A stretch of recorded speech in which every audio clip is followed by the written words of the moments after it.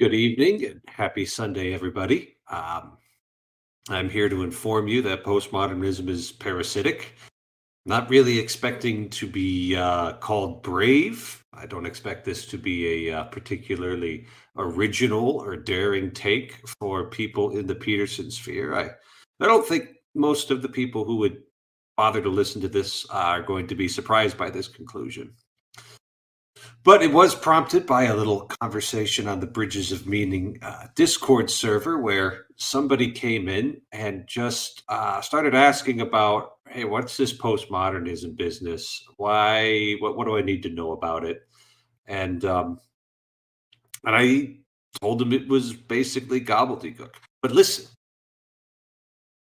I'm not speaking out of ignorance. I want to go back to a little bit of history here. I want you to imagine the far distant land of about 2014, 2015. In those days, I had hair on the top of my head, and I was studying at Sacred Heart Seminary in Detroit.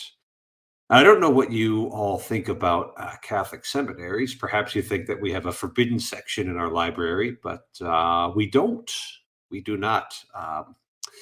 You may think that we are given a rigid and non exploratory theological system. And as it turns out, exploration was at least somewhat encouraged. And I had a philosophy professor who, very, very brilliant man. Uh, yeah, very, very intelligent, very quick on his feet, absolutely hilarious. And he had this interesting idea about postmodernism. This was something that came up in our natural theology classes. Basically, philosophically, what can we know about God? Now, the first part of the class was basically going over Thomas Aquinas, natural theology, stuff that you'd find at the very beginning of the first part of the Summa. He knew that stuff, backwards and forwards. He knew it very well. If you asked him what his school of thought would be, he would tell you straightforwardly that he's a Thomist. This guy wasn't way off on some other planet from the rest of us. He belonged teaching at a Catholic seminary. But as it wore on, we went to kind of the modern period and then kind of the postmodern period. Looking at the modern period, this idea that we are logical, reasonable, rational, and that with our intellect, we can access objective material reality perfectly and come to perfect truth by the power of our own intellects. This being a very typically modern way of thinking. Uh, very conveniently, people who think in this manner with human beings being logical, rational, and reasonable, able to access objective material reality with their mind, uh, they conveniently always exclude God from the equation because once you do that, you get to be in charge instead. You get to be your own pope instead of having to listen to some other guy. Uh, And this, of course, is a problem for our natural theology project. Uh, because if there's only objective material reality, which can be comprehended by the human mind, then we have nothing to say about God, about anything higher.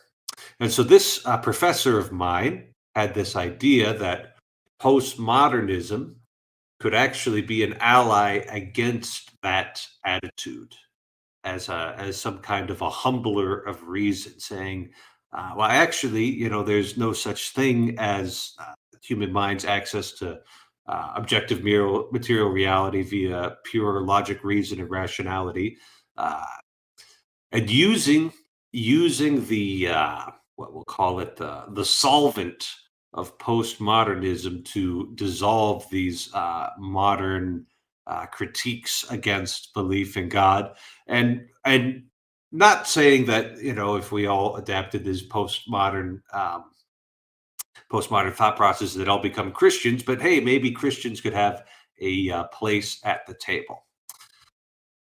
So all of that is to say that it's not like in my education, postmodernism wasn't explained at all, that we never talked about it, that we only ever studied medieval texts. We were at least given a good understanding of what was going on. Now, I wrote an undergraduate thesis, um, about 20 pages long. And even back in about 2014, 2015, when I was working on this, I had this sense that this transgenderism and this confusion about man and woman was going to be a problem. And so I decided to look at that question. And anytime you're studying that, everybody says, well, the person who's studied this the most is Judith Butler, wrote Gender Trouble in 1990 or so.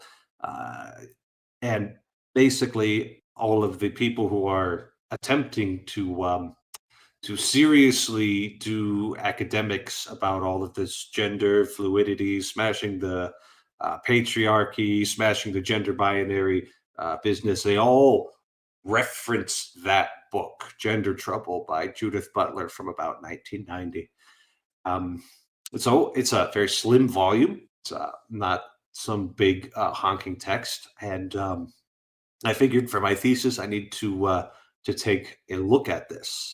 Need to take a look at this Gender Trouble book. I just was frustrated endlessly by this book. It was just, I mean, and it's not like this was a bad translation from another language. This was just, it's like she didn't want to be understood, so she was just using all of this gobbledygook language, and I'm like, I can't get to the bottom of this, and yeah, like, am I dumb? Is that what's going on? Am I actually dumb where I can't figure this out, but I can read, Thomas Aquinas and understand him? I just kind of came to the conclusion that this is just garbage. These are just garbage words there, and it's intentionally written in a way that you can't understand it. But here's the thing. Here's the thing. There's more than one way to not understand something. More than one way to not understand something, because the first time that somebody tried to explain to me Aristotle's theory of change, I didn't get it, because it's a difficult thing, especially if you're habituated to materialist ways of thinking, as I was when I had first entered the seminary. But I trusted the professor, knew what he was talking about. I learned how to repeat back the words in the right order in order to pass the test, and that's about as much as testing can grade. Uh, and so I eventually came to a deeper understanding of what is going on with that. But at first, the challenge of these ideas meant that I didn't understand it. The language was difficult, the concepts were difficult, and I had to have faith that there was something worth understanding there on the other end of this, Aristotle's lecture notes, which are very difficult to comprehend.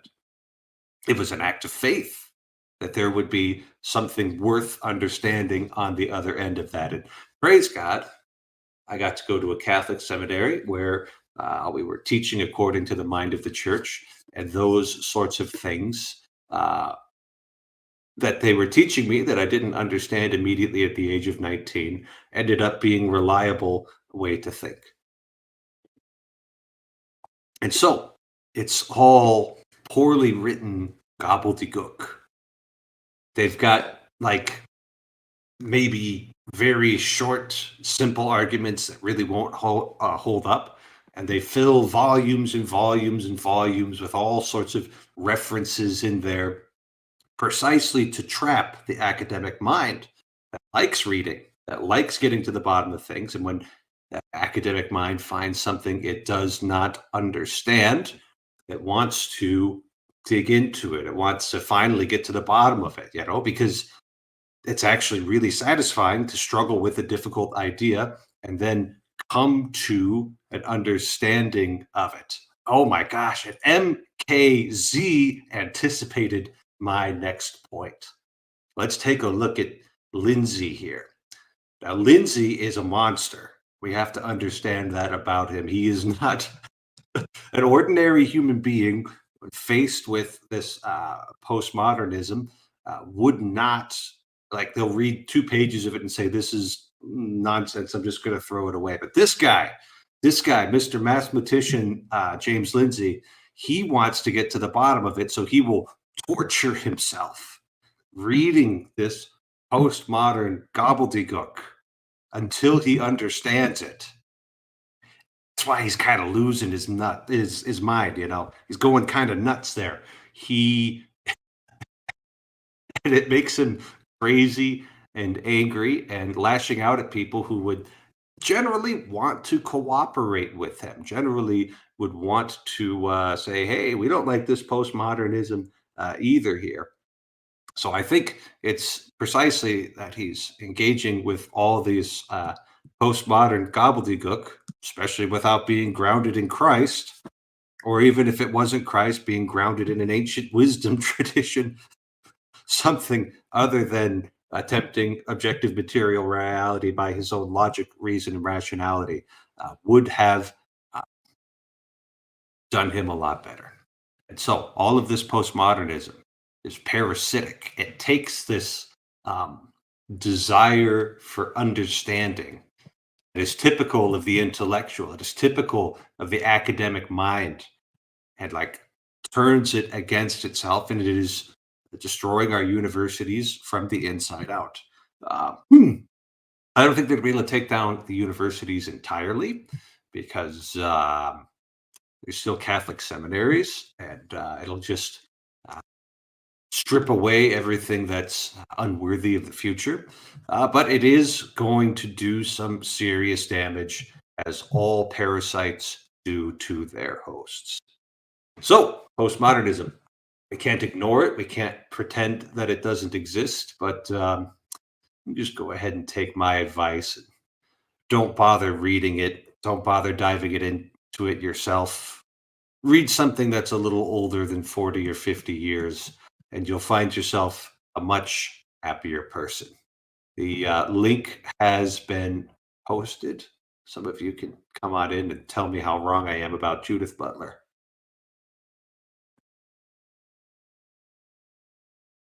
It's a solvent, right? Postmodernism is a solvent. All you're doing is critiquing things.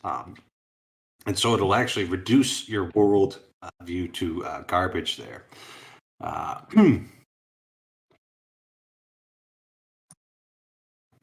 Being in Nothingness by Sartre was mostly nothing. Good to hear. Another one I can just not worry about.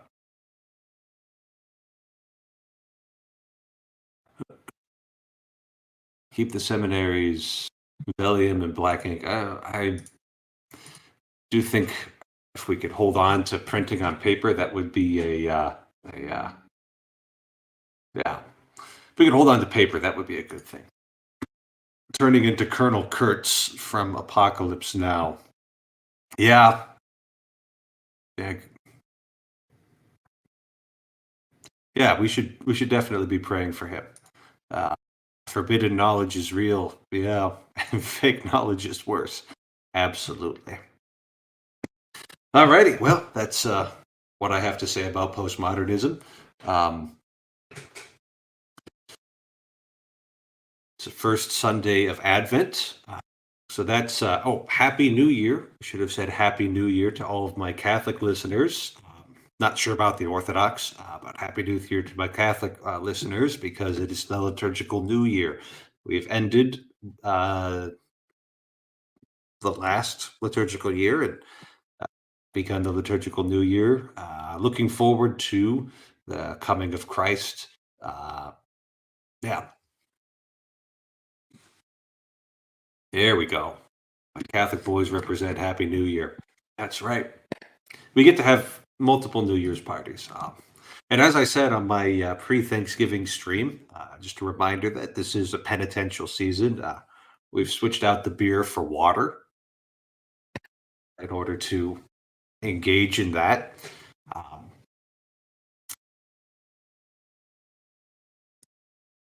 Oh, I would look forward to the coming of Christ, would you? Yes, yes, I would. Actually, that should be the attitude of every Christian, right? Um, you have nothing to fear from the end times if your lamp is full of oil and burning. If you can't stay alert because you do not know the hour when your Lord is returning. So if you doing the basics. Going to church on Sunday, you're confessing your sins, you're saying your prayers, trying to treat neighbor as love of God and love of neighbor, all of that business. Then when Jesus shows up again, you'll be happy to see him. You'll be happy to see him when he comes back because all of this all of this nonsense is going to be done. We'll be done with all of the worldly trials and tribulations, and Jesus will be reigning eternally as our King and High Priest, uh, living in the kingdom of God, perfect harmony forever. So yes, some of us get to look forward to that because of our faith in Christ. Yes, John Wick has oil. That's exactly what I meant, Mr. William Branch.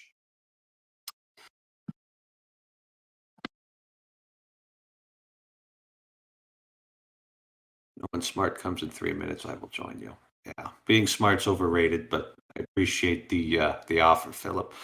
I've never managed to go 2 hours without a guest. I don't have quite that much to say, I don't think.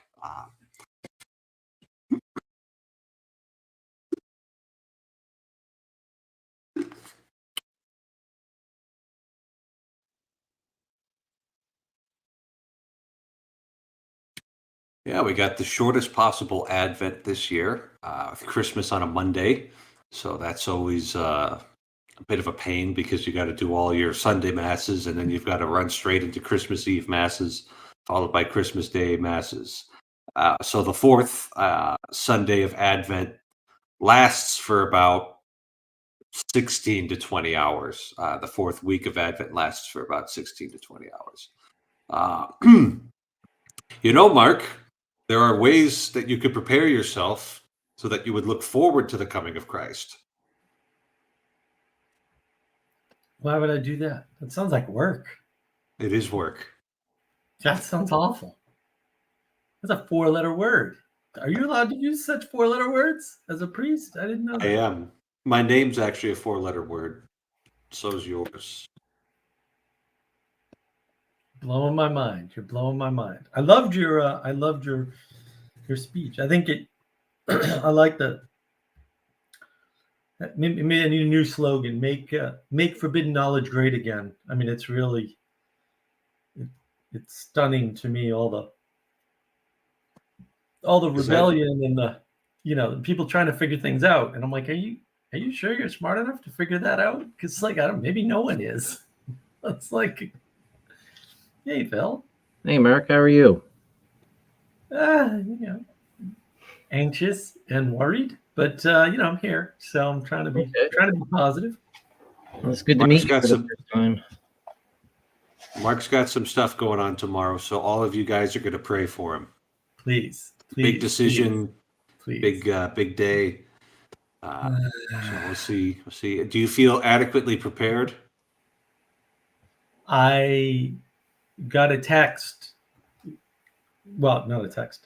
I got a call, and the person calling me said, they basically said, oh, holy bleep, this guy actually did all this. I'm like, it's been 4 years. I've been saying very clearly for 4 years to you that this is what happened. And I mean, it's related, right? Because I think that let's suppose that we've been fooled by some force that maybe doesn't have our best interest in mind, but maybe would prefer chaos. I'm actually going to work on an animation about this, by the way. And into believing that we can, that when something presents itself honestly, with no veil, that we will perfectly understand it immediately. And that might include good and evil. In other words, we've been told, oh yeah, look, Hitler will resurrect and he'll be in front of you and that will be evil.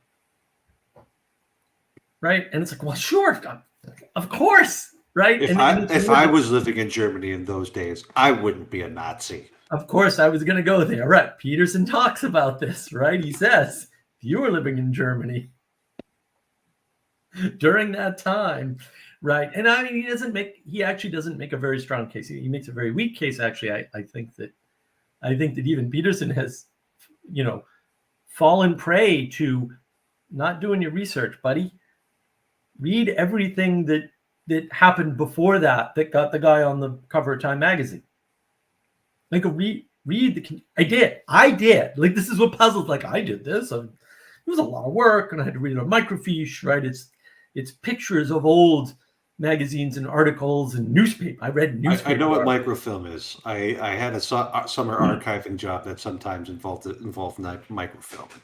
Well, yeah, as you can see, I'm still messed up by it. Some of that stuff has not been digitized yet.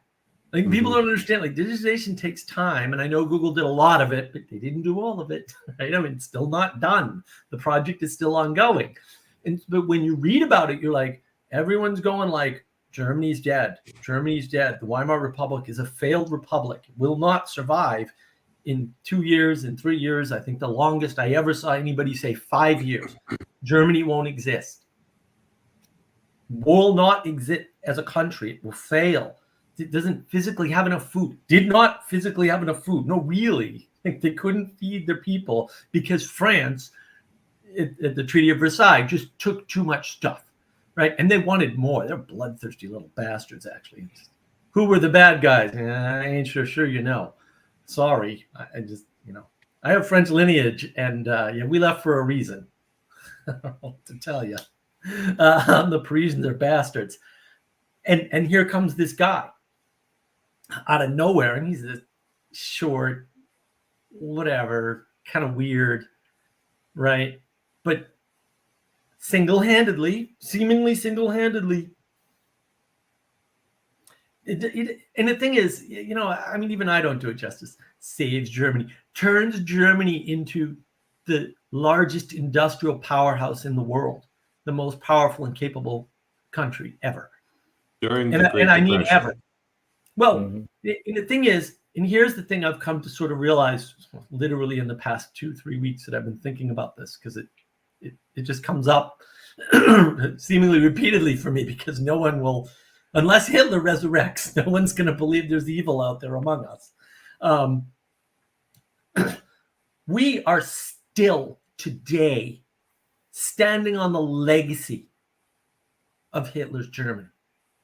We haven't made past any of that technology except maybe the transistor. And I say maybe because I'd actually, even though I know a lot about that history, I'd actually have to go back and look, because that might have been German scientists from the Nazi era too, because everything else is nuclear power. Yeah, that's all Germany, guys. All of it. The technology we use to go to the moon.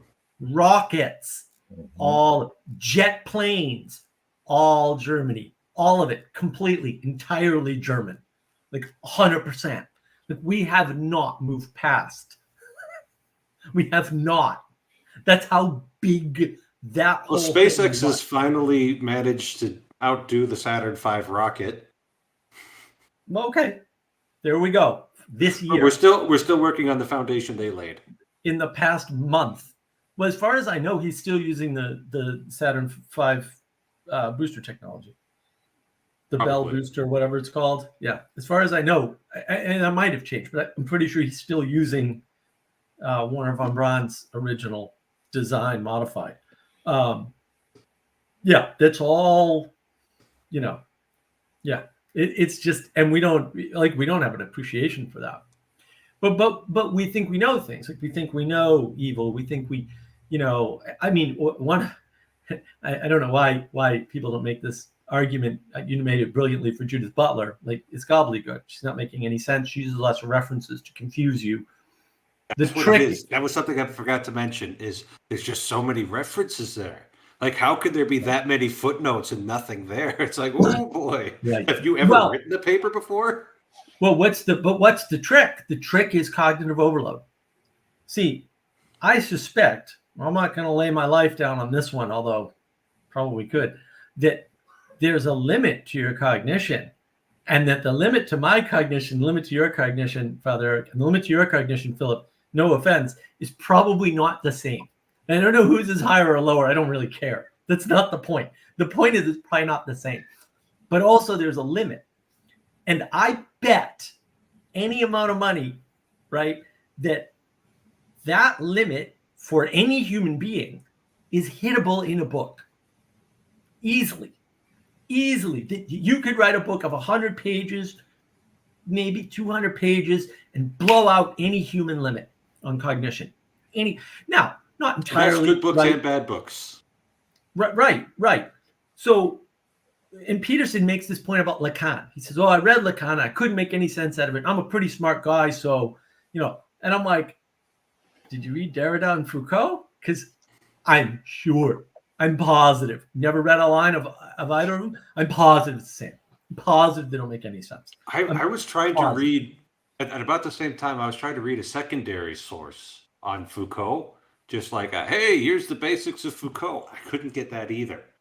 It was just awful, But and I think we're being told that we're educatable, and I already have questions about that, because I would say, have you done training? Have you worked with people? Because I've done a lot of corporate training. I've worked with a lot of people, and I think Peterson makes this point in the extreme case, but there's a lot of people in the middle that just can't learn certain things. It's not a denigration of them. They have talents that I'll never have. I can learn anything. Like, I can learn freaking anything. I learn like easily. I just marvel at people that don't learn things. I'm like, wow, that's so fascinating. I don't denigrate them. They can do so many things I can't do. But like, learning to me is like nothing. It's like breathing. It's just not any effort at all.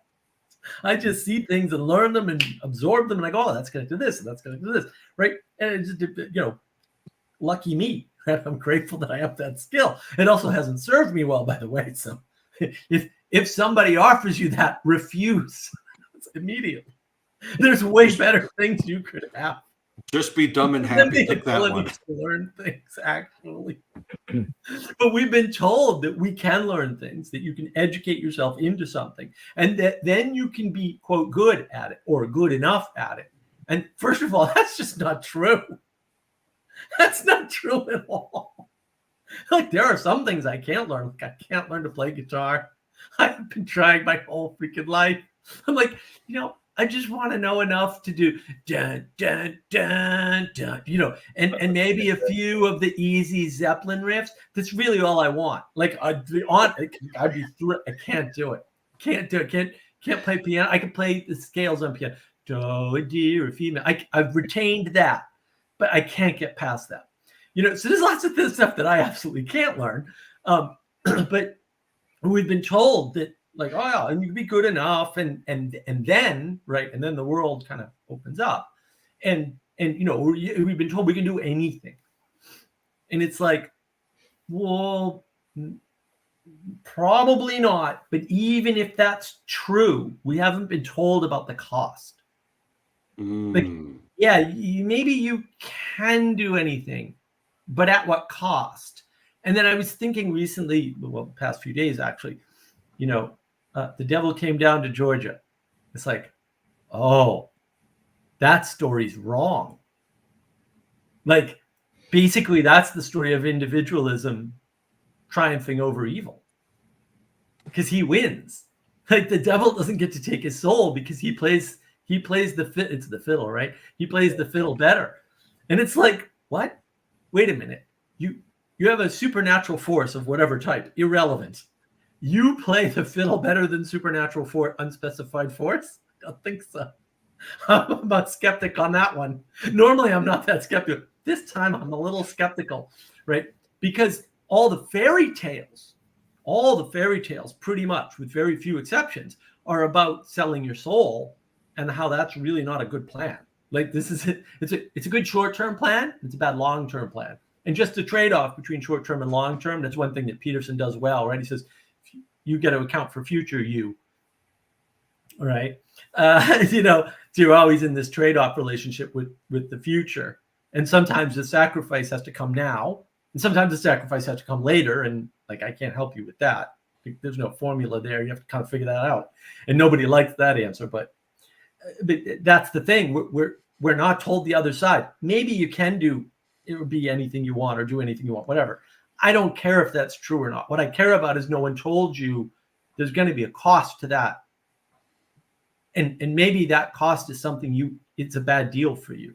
Like maybe I could sell my soul and become a reasonable guitarist, which would be sufficient for me because I'm a contentedness guy, not a happiness guy. If I know what my contentedness level is, I'm good. If anything better happens, I'm happy. I'm thrilled. That's great. But contentedness that's it. That's the goal. Right? It's a very stoic mindset. And that's the problem. Like, I would not sell my soul to people like guitar. I'd rather say, you know what? It's okay. I'll just accept. I'll take the L. No. And we're not told any of this. Like, we don't have that attitude. We don't have that. And it's back to, we don't see evil. We don't see the possibility of evil. We don't understand that there's downsides to things. Or, I mean, you can not see something if you're not looking in the right place for it. And it's like, where's a really useful place to look for evil or the potential of evil is? In yourself. Right here. Well, but see, Father Eric, you're taking this all the wrong way. The good news is, because evil doesn't exist out there, it doesn't exist in here either. Problem solved. That's the sneaky part. You solved one problem. And so how much of this comes from the whole blank slate thing, that I'm a blank slate? I can take on Foucault's idea. I don't have to understand it because I just put it on myself. I feel or think what I'm thinking. I get to be brilliant.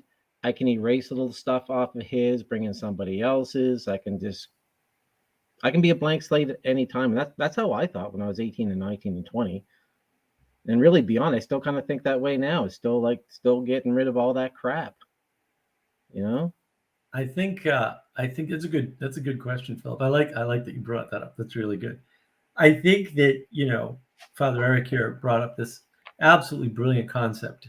Father Eric is absolutely brilliant. We talked about this thing. What would you call it? Objective material reality. Yeah, that was. Yeah. I'd heard it from somewhere else. Who told me about that? No, I'm sure it's your original. But yeah, I mean, that's an objective material reality tell right there. Blank slate. Really? I mean, you're just describing objective material reality. You're saying there's an objective material blank world. Like, existed. And what's a blank world? A blank world, definitionally, necessarily, and you'll know this subconsciously, even if you don't know this consciously. You will know it subconsciously. This is one of the deep things people don't understand.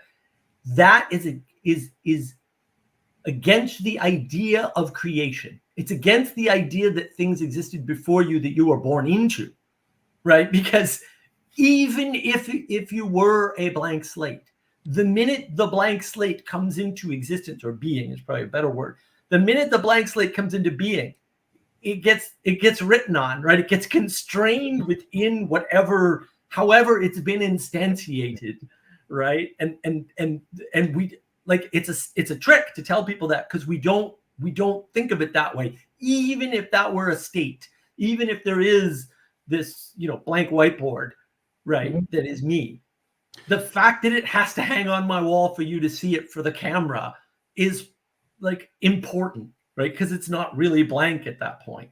Yeah, sorry, go ahead, Father Eric. I mean, there's like two things going on here.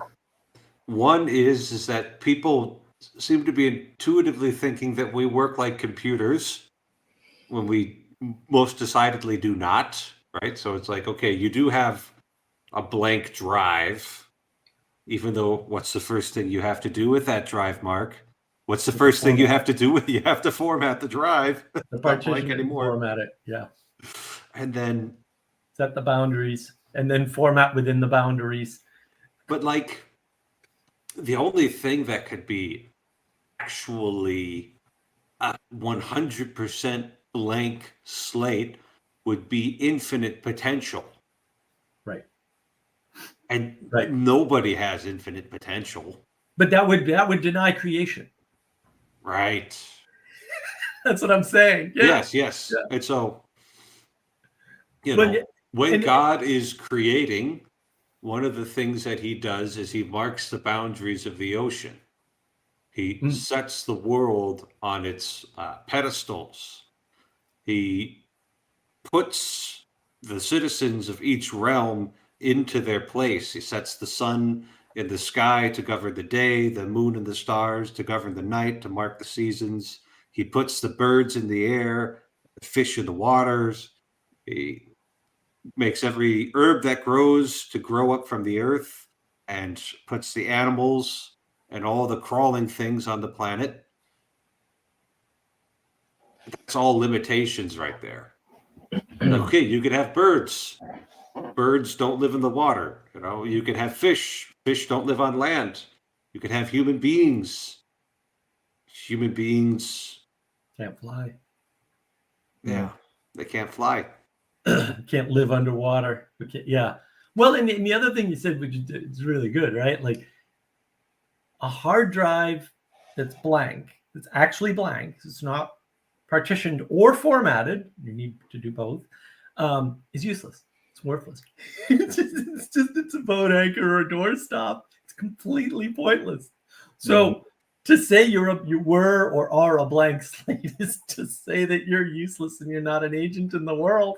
No wonder why people like determinism. So I like that, by the way. I hadn't really thought of it that way before. That was really, really good. Thanks. It was when, I had an argument with Materialist over Thanksgiving, and he said, now listen, if we had a big enough computer, we could simulate the entire universe, It's just like, you said that with a straight face. Okay, I'm going to maximally practice charity here and you couldn't not name you on the internet. Right. You couldn't simulate a relationship with your cat, like an actual relationship you'd have with a cat you've had a long time. Well, it's I actually it was a weird week. It was a few months ago. A weird week where I had 3 different people, two of whom were talking at the same time. So they knew each other or they were making the argument in the same room. But the argument was, no. If you simulate the game of life, which is a simulation, because you can simulate the game of life from within the game of life, somehow that means something significant. First of all, it doesn't. It can break out, and that simulation can be bigger than what it's running on. And I was like, okay, but let's step through this. You have a computer. You allocate some amount of resources, CPU, memory, etc., to the program. That program has to use those resources to run the simulation. And so the simulation of life that's running within the game of life cannot use more resources that were initially available, but also can't use the resources that are in use by the game of life, simulating the game of life. And therefore it has less access. And then if you run a simulator within that, which was their argument, this crazy argument, I said, now you've constrained it further. And then at some point, and I had to go quite a ways with this, and this, what I'm telling you is actually the argument I made. Like at some point it stops. And that's when he went, oh, you're right. And I was like, I was right like the first time I stick, like, what do you mean now? It's 20 minutes later. Like, how did it take you 20 minutes? Listen, Mark, he could be taught. He could be taught. It took 20 minutes to say, when you're in a bag, the thing in the bag can't be bigger than the bag. Really? The thing that fits in the bag can't be bigger than the bag. No, because it fits in the bag. We've already predefined its size to be less than. And it's just like, wow, 20 minutes to explain that to somebody.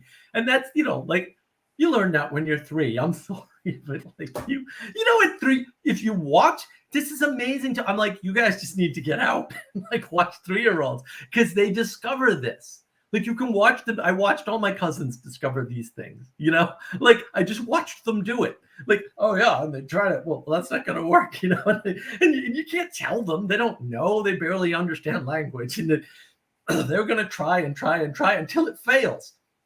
But then hopefully you carry that forward with you and you don't.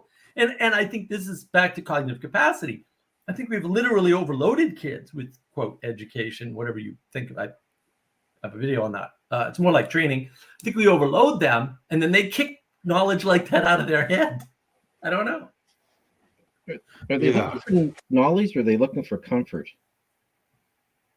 Because it seems like a lot of the same people that get caught up in these things are also the same type of people that would go and get rolled in a blanket and baby talk to. Like, I think it's a regression, though. Like, I don't think like the other problem is we don't count for regression. Like, if you don't use a mental skill, you'll lose it.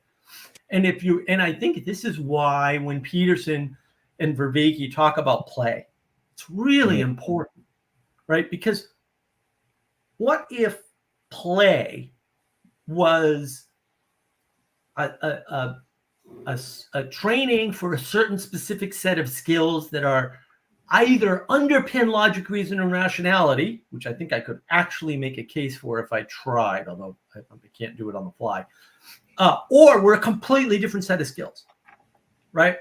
And then the fact that you're not playing anymore, like you're not utilizing those play circuits in your brain anymore, means they atrophy. And then you fill it with more and more, quote, propositional knowledge, if you want to use Vervaeke's language. And suddenly you lose the ability to understand the bounds of reality. Because play, like I said, 3-year-olds and 4-year-olds, you watch them. Just really go find one. Just watch them for a while. Give them some toys. See what they do. Take them outside. See what they do. Right? They try to do things and it fails. And there's simple things that you and I would be like, well, that ain't gonna work, you know. But I think that a lot of these kids, in particular, they've lost that skill and they're playing these video games. And lots of things work in video games that don't work in the real world. I don't know if you noticed that. But actually, it just turns out that if you're training on an Unreal Arena, back to Vervaeke language, maybe you don't know how to work in the real arena anymore because you've overloaded yourself cognitively and those skills have atrophied. Like, I don't know, possible. Seems like the proponents of objective material reality are trying to reduce all of everything to quantity, everything that's measurable. And we've talked about this a fair bit. I'm wondering, I've been playing around with this argument, trying to enter into a materialist frame and find something that cannot be quantified. And if you could just get that crowbar in there and pull on it, we might be able to get a little fresh air in. And so this is, and I've been wanting to talk about this, and so let's just try it out. And if I'm wrong, Mark will let me know. So everything that exists on a spectrum has an irreducible infinity of potentially quantifiable points. So we take visible light. Visible light is just a frequency. I don't think it would ever be possible to divide up the entire visible light spectrum such that you could assign a unique number to everything. I think you would always be able to split the wave in half again to sample even more accurately. That's Meno's paradox, yeah. What I'm worried about is there being some physics thing that I don't understand that proves me wrong there. Something with Planck length or something. I don't know. That's why I wanted to talk to. That's how they solve it. They solve it with Planck length. They have an arbitrary number, which actually just changed, by the way, in the past 3 months. They have an arbitrary number called Planck length. And that's how they resolve Meno's paradox, because the ancient Greeks were right. You can't resolve it. It actually is a paradox. It's one of the very few that actually, all the other paradoxes people talk about are not, but that one is. But the purpose of that paradox is to show you that the world can't be quantified.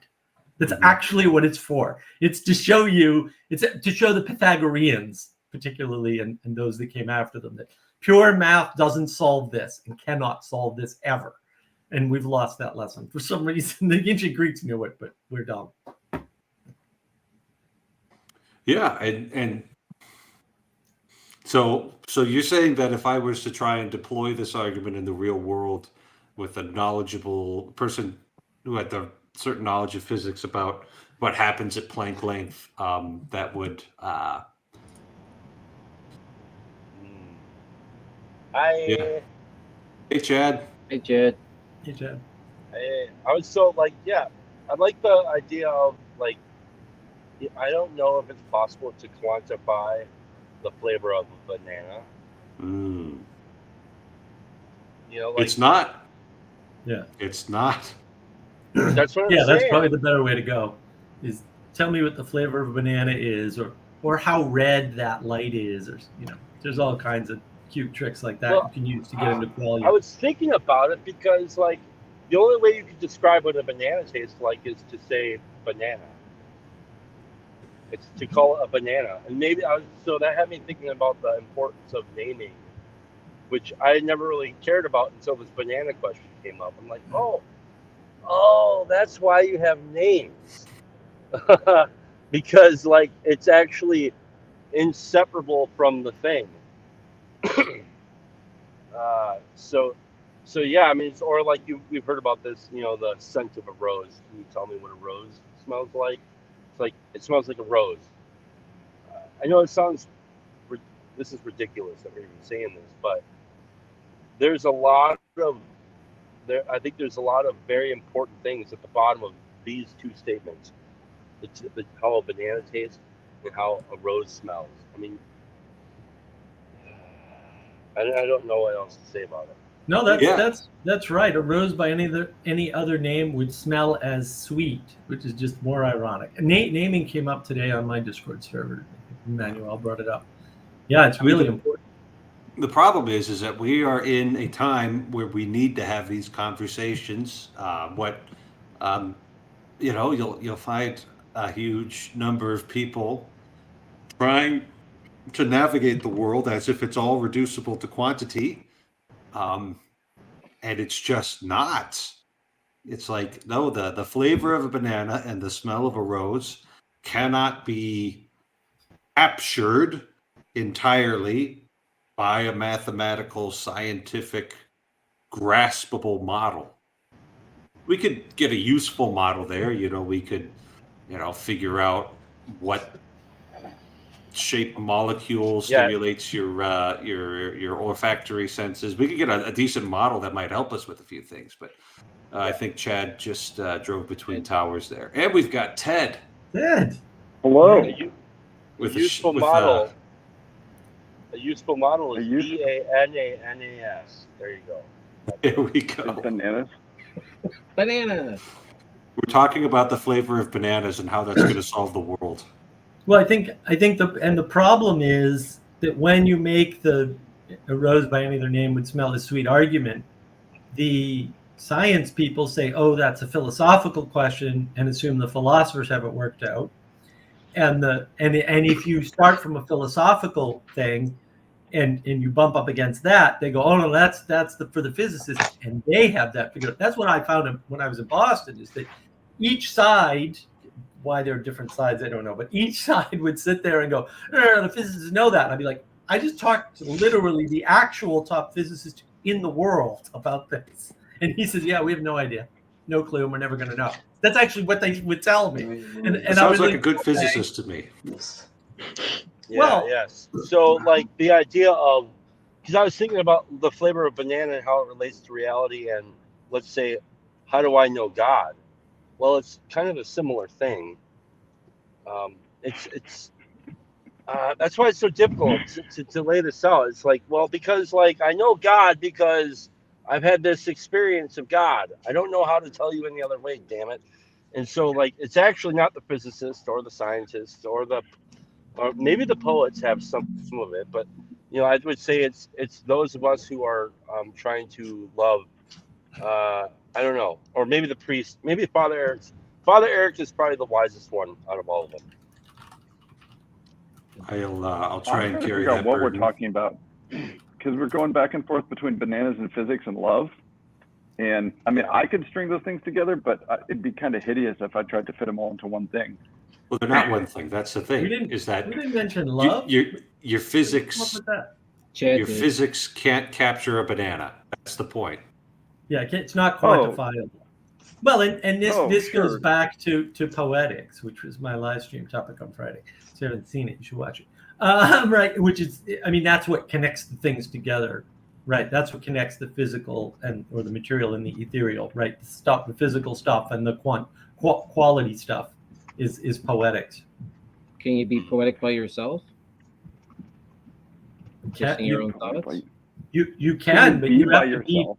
You have to be poetic with something else. It's all about connections. It's about relationships. Look, when people say by themselves, they never actually mean by themselves. It's like no one's actually by themselves. It's just like you're temporarily away from other people. I mean, this is Eugene Rosenstock Hesse, one of his points in his Cross of Reality, that like we come into existence as a thou, not as an I. Like people don't. There we go. The baby's asleep. We can turn the lights on. We don't come into existence as this autonomous person that then goes out and comes up with art or poetry or whatever. It's like our children are only aware of themselves because we acknowledge them as persons. That's how they're aware of anything. And then it's you come to know yourself through other people. So you're never actually alone. You can't be alone. Wait, so I'm the only one here who gave birth to myself? Weird, dude. Yes, you should go to a doctor about that, Chad. well, and the interesting thing is too, the it's not really funny, but the funny part about that is we know this experimentally, right? If you don't touch children when they're young, right? If you don't have physical contact with, they die, for real. They stop being without other being. More reading on that. If you want to do more reading on that, the psychologist Dr. Bruce Perry wrote an incredible book called "The Boy Who Was Raised as a Dog" and has all these different case studies of children who just haven't had that correct parental nurturing relationship. It's really challenging for sure. They can't walk. They don't know how to walk, and bizarre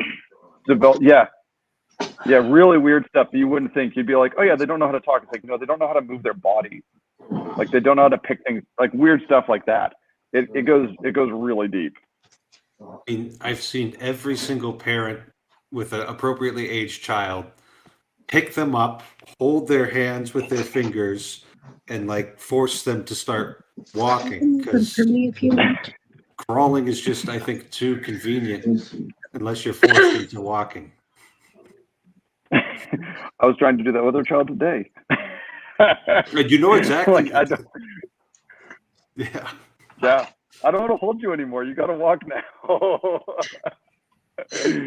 It'll be better for everyone. Yeah. What were you going on about that with a banana? I'm still really curious because I think it connects to Barfield saving the appearances, and I'm curious if that's true. This all goes back to a conversation I had over Thanksgiving with somebody who Emily, got noise coming in through. Somebody who said that, if we had a powerful enough computer, we could simulate the entire universe perfectly. And I was just trying to brainstorm arguments to look. If you met this guy at a grocery store, you would think he was a perfectly rational human being. You'd be able to cooperate with him in certain tasks, but then he says stuff like that, right? We're just trying to figure out things that cannot be reduced to quantity, because that's all computers can handle is It's like I say, oh, I can see Mark, I can see Ted, but actually I just see an image of you guys, which isn't nearly as cool as the real thing. So, hopefully we And we can all know go to that. Florida to see Pageau. Well, and you can't. And how would you prove that Ted is inestimably more awesome in person than he is on the screen? Like, how would you prove that? But We would have him fly in can from a tell you that's helicopter and true. shoot you with paintballs. Right. That would be a pretty good proof right there. Or shoot him with paintballs, even Okay. better. That was way better than getting shot with paintballs. Was This is- that in particular. There's some real asymmetry I'm sad to there. have missed There's some it. real asymmetry in awesomeness. Yeah. No, so this is really interesting. Have any of you guys read Owen Barfield's Saving the Appearances by any chance? I want to. It's a weird book. I have a hard time figuring out if his solution is like worth much of anything, but the way that his kind of first point is a really great one, which is essentially this, that like there's nothing embedded in the sense perceptions that you have that lets you know like that's a tree, that's a person, that's a painting. That there's a separate process between receiving like biological sense data. He doesn't really use this language because he's in the pre-computer era, but this is how we would talk about it. That like leads you to the conclusion that it's a tree or a candle or a person or a dog. And so this, he actually calls the idea that those things are really embedded in reality in that way, idolatry, which is interesting because I'm trying to move that into an Aristotelian frame, and it almost fits. It's almost like saying that idolatry is like saying that the efficient and material cause contain the formal cause. Ish. Yeah. Well, but that statement is the same bad. thing that Plato solved with the forms. Like Plato just resolves that with forms, right? Plato, the ancient Greeks understood this. Yeah, of course, there's nothing inherent about the experiences that we have that, that apart from us has any comport in the world, that doesn't have any impact in the world, and therefore the realm of forms must exist. And then Plato hits the limit, right? Which, to be fair, I don't think anyone's even come close to since, right? Which is, we must have been exposed to the forms like before we were people or something, and that's how we know them. And then problem solved. And by the way, it's tea time, and so let's go do that, right? And he never touches it again, right? And Aristotle, in the quote difference, they don't fight. Like one's the student of the other. Lantern Jack talks about this. There's really not a war between Plato and Aristotle. There are some minor differences and stresses, but Aristotle just resolves how you know the forms differently. There's a couple of other differences. That's the primary sort of thing. Because the way Aristotle does it is he puts potential inside of you as well that could actually receive the forms the same way that the matter outside of you receives that forms. Yeah, so you could receive it after coming into being, whereas Plato just basically says like, oh, you were in the realm of the forms before you were a being, and by the way, time for lunch. Like that's the end of my argument, folks. We're out of time, and see you later. Bye. It's like, well, fair. Like, I get you, but I don't think anyone's gotten past that. And I think you're right about Aristotle. I haven't really read up on him, but yeah, and that's the only difference is the knowledge quote received after the fact, or is it all granted or the potential for the knowledge granted to you ahead of time? And that's really the only difference on that front. There's other minor differences. Another way that Aristotle deals this is with really great because this is making me. Oh, go, Father. Yeah. All right, I'll go. It's stuff out of my head here. So whenever you have an act of knowledge, there's a relationship set up between you and what is known, and you have a real relationship to what's known to you. So it changes you when you come into knowledge. When you see that tree, there's a change inside of you, which is you receiving the intelligible content of the tree. And the change inside of you And all relations have to go both ways. And so the tree has a merely mental relationship with you, because by looking into it, you don't change the tree. But the tree changes you. And then we can also push that up into how we relate to God, but that'll get a little bit complicated. So We're yeah. embedded in the world, so we change the tree, and the tree changes us. And that's a terrible message, but it also seems to actually work. How do we change the tree? See, Aristotle would say we don't. First of all, we give it treeness. But second of all, we affect everything around us, just as everything around us affects us. See, that's the part Aristotle missed. It's not a symmetrical relationship, but it is a reciprocal relationship.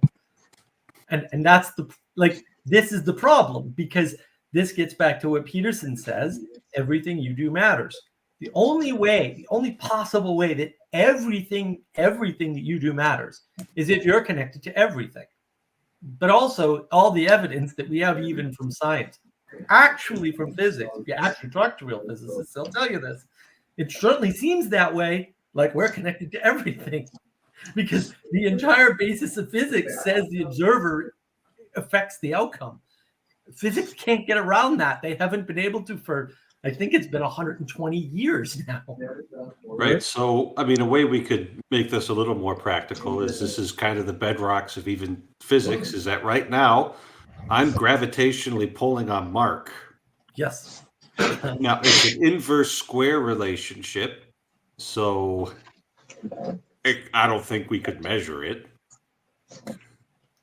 But every physicist would say, I'm pulling on Mark right now. Yeah. That's the butterfly effect thing. And Philip, I'm pulling your leg right now. So all the way from North Dakota to Nova Scotia. Awesome.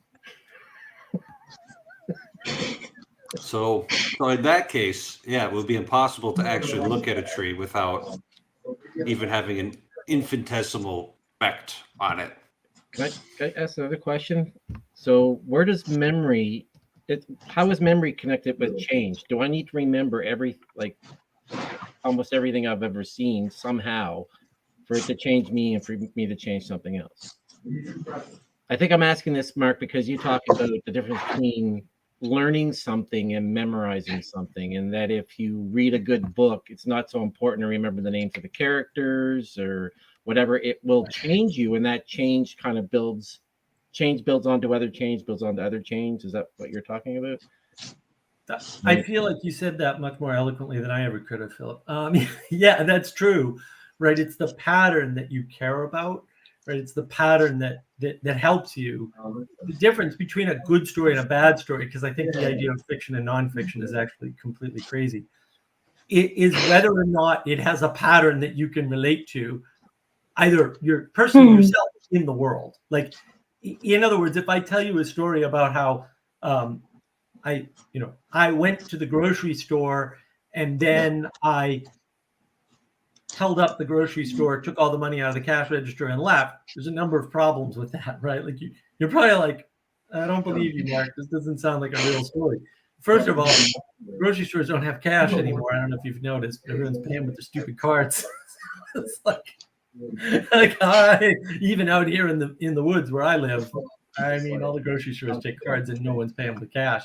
No one holds up a grocery store. That hasn't happened in decades. Just grocery stores just don't have enough money. You wouldn't waste your time. So it's not a believable thing, and so it's not a true story, right? But if I tell you a story about a guy that I knew who worked at a company that I worked at who robbed a bank, you can, I mean, you weren't there, you don't know him, you really don't know me, right? You can relate to that, and you can relate that to the world. And so that's a true story. And it's a true story because I actually worked with somebody who allegedly didn't even go to jail for knowingly robbing a bank. This company I worked with. It's like, what? Yeah, I worked with a bank robber too. Well, and that's the thing. Like, yeah, you can watch, a movie like The Town or something, right? There's a bunch of movies about Boston the Irish mob in Boston. Yeah. And they're all true. And like I knew some people like that that were involved at least partially, and that sort of thing. Like, no. That's a slight dramatization. It's not much of a dramatization at all, actually, right? And so it's the pattern. It's not the they renamed this character when they retold the. Who cares, right? You don't really care about the sort of memorable, the training data is what it would be called in a computer system. It'd be called the training data, right? Whether it's AI or not, because all machine learning uses training data, not just AI. AI is a subclass. So it's not so important, which is good because our memories are terrible. I was talking to Sally Jo about this today. She's like, yeah, I never realized how much my memory sucks. And she's like, I thought I remembered all these things. And then I came home because she moved back home a few years ago. And she said, now I realize like all these events that I thought I knew what happened during them, I've got like 5-6 witnesses. No, this happened. And they all say the same thing. And my version's totally different. And it has occurred to me that maybe my version is wrong and their version is correct. Because your memory's terrible at that, but it's probably not terrible at patterns. That's what it seems like to me. I have no experimental data for this, but it certainly looks that way to me. Yeah, it seems obvious. To tell you the truth, I have to agree with you there. Yes, it seems obvious. Yes. Well, I mean, Mark, to your point, that like it's a question of like what are you remembering, right? Because what are you measuring? I think one of the things that kind of clicked with me just now hearing Father Eric talk was I've been trying to understand what Barfield is saying, especially in an Aristotelian frame. And Aristotle and then Aquinas after him makes the distinction between what an animal soul does and what the rational intellect does. The intellect does embedded in the rational soul, or as an aspect of, a power of. I want to use the right words there. But what modernism did was it said that the action of the animal soul that is sensing the world around you is the same action as the act of the intellect, which is uniting to it's creating that mental connection to things. And when you don't separate them out, then you can pretend that, well, it's just obvious that all these things are what they are. And that's where you get into this bind of, right, early computer vision guys being like, oh yeah, like robots we can just tell it what a light bulb is, and then it'll just know what light bulbs are because it's obvious because we all know what light bulbs are. And like, in a sense, the computer is doing something much more like what the animal soul is doing, this sort of like sense perception and processing that is not at all the same thing as what the intellect is doing when it is actually united to the object that it perceives. Father, does that sound like I'm kind of hitting at what Aristotle was getting after? Yeah. This kind of ties back into something Mark was talking about a while ago, uniting heaven and earth, the material and the ethereal, and that was poetry. Yes. Poetics. And I've yet to hear the poetry. I've yet to hear the song of the cow. Yes. Well, and I think this goes back to what I was saying earlier too about we've been told, this, you can do anything, you can know anything. The other thing we've been told that is like so clearly a wicked lie, and it is a wicked lie, is that we know ourselves. Like, what? No, you don't. And that's the hubris that you're talking about, Ted, with these guys. So we could show a computer a light bulb and it will know what light bulbs are because light bulbs are obvious. That's because you think that you know what a light bulb is in an obvious way that is transferable to a computer. And I spent 15 years doing not that, something way easier, which is trying to relate what's called time series data. It's basically useful data. Non-time series data is actually useless. Long argument. Right, trying to relate time series data to prediction using math, using computers, because I can't do math, but computers can, and they're great at it, right? And it just turns out that even if you digitize everything and bring it into the math realm, it's nearly impossible, actually. And that's why when people are talking about AI, I'm like, guys, time out. You can't even do this with digitized data. And you want to do this with language? It's never going to happen. It's never going to happen. You're not even close. You're not even close to knowing how far away you are. Like it's ridiculous. But we've been told that we understand ourselves. And if that were true, if we understood how easy it was for me to explain to you what a light bulb is, right? And then all that changes, and you could argue when you consider an incandescent light versus a fluorescent light versus a compact fluorescent light, and you can say, oh, well, they're close enough. Maybe, but they're not close enough to an LED. Like those look completely different, right? And then it's like, but we all know that they're light because of the quality of the visual experience. It has nothing to do with the physical properties of the object, right? And so it's obvious to us that we know what a light, well, of course, it's a light. It's like, that's an LED light. To a computer, it's so different. It's so remarkably, amazingly, ridiculously different when you try to translate the physicality of an LED into math from the physicality of an incandescent or even a fluorescent or even a combined model of both, that it's pointless to even try it. Like if you measured the mathematical difference, and you can do this actually, it's done all the time in computer modeling, it's astronomically high. And I'm not saying that you can't then train an AI to do it. You certainly can, but they're doing a trick. They're not actually doing that anymore. And oh, by the way, AIs are just ridiculously broken, and you wouldn't believe the number of problems you run into when you do that, like colored LEDs on your Raspberry Pi on your desk would not be recognized as lights if you trained with a white LED light like the one that I use here that is much larger, right? That training set wouldn't work. And I know this because I've actually done the work. So let's not get silly about someone somewhere did this. Nobody's going to argue computers here with you, Mark. Well, but I know for a fact it can't be done because I've actually done it. Like I've been doing AI type work for like 15 years. Like some of these people that talk about this stuff, I'm like, you clearly have not tried to do this. You clearly have not talked to anybody who's tried to do this once, because they would not. Mark, but that was easy. Like you go out there, you give that pitch, how are you going to get venture capital for your new AI company talking like that? I know. But evil doesn't exist. Exactly. Well, that's the good news. Evil doesn't exist. It doesn't exist out there because Hitler isn't resurrected, and so it doesn't exist in you, and so you have nothing to fix. You're good, man. And then why do you need to go to church? What do you need this religion stuff for anyway? See, Father, it's all unnecessary work. Another 4-letter word. Remember? They're right back to the beginning. I'm gonna peace out. Internet is just going crazy tonight. Y'all have a good time. Peace, Ted. You take care. Happy Advent.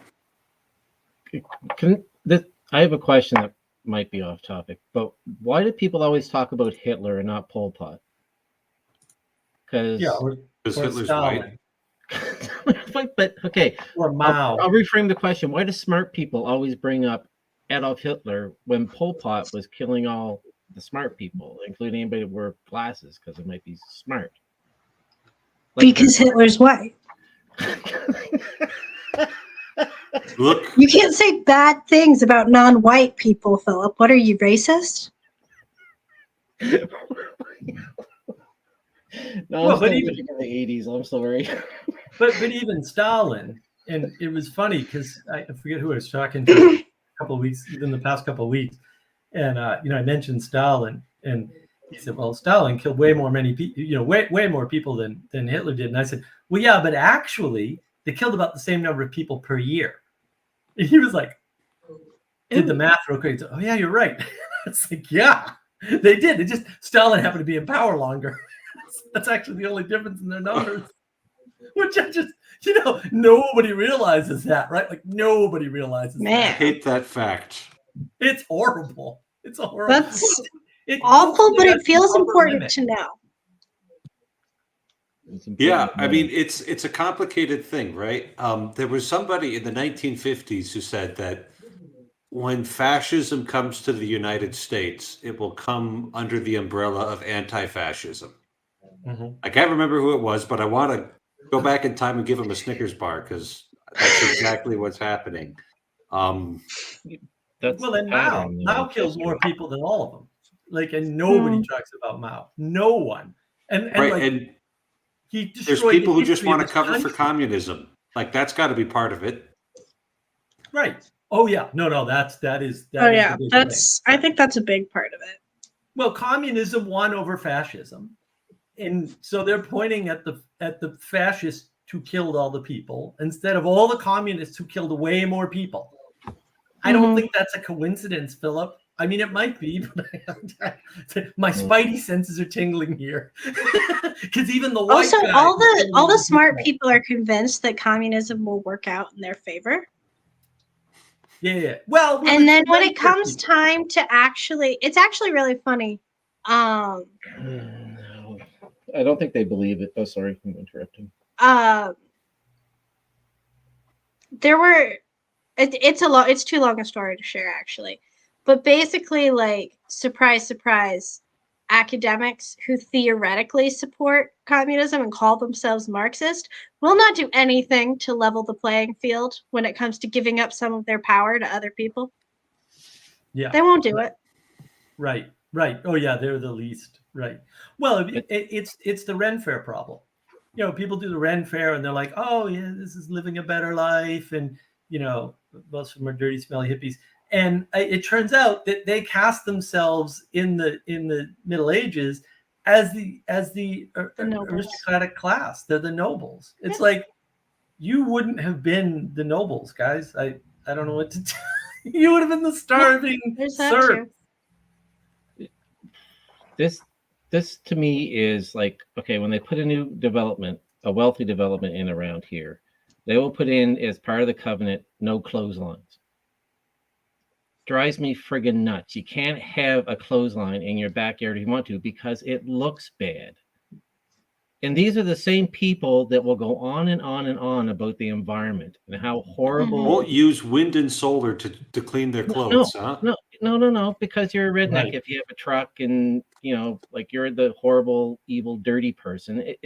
They don't believe their own crap. No, they don't. And they don't see it. Anyway, I'm going to start ranting like No, Philip, you're wrong. Evil doesn't exist. Yeah, we went over this in the beginning, Philip. You forgot already? You have a terrible memory. But I just want to say they're silly, not necessarily evil. No, I mean, I'm not going to say I'll that's the start with worst evil, but being blind is not a good thing. And if it's not good, it's probably evil. Yeah, but then I'm the blind guy poking at the other blind guy saying, don't you see this? Clothesline, buddy, clothesline.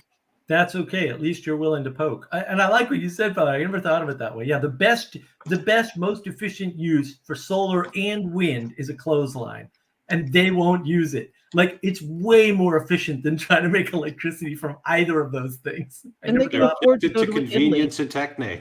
This drives me crazy. Though they can afford to go to Italy and pose on the street with clotheslines everywhere. Yeah. Isn't this Yeah. quaint? Look at these Well, that's Italians with their nostalgic. clotheslines. Well, and it's funny, right? So it's the difference between me living up in the Northeast and living down here. So up in the Northeast, a lot of the towns and cities in Eastern Massachusetts in particular, there's an income level. And there's one primary income level and then maybe two secondary income levels. But there are towns in Massachusetts that have no poor people.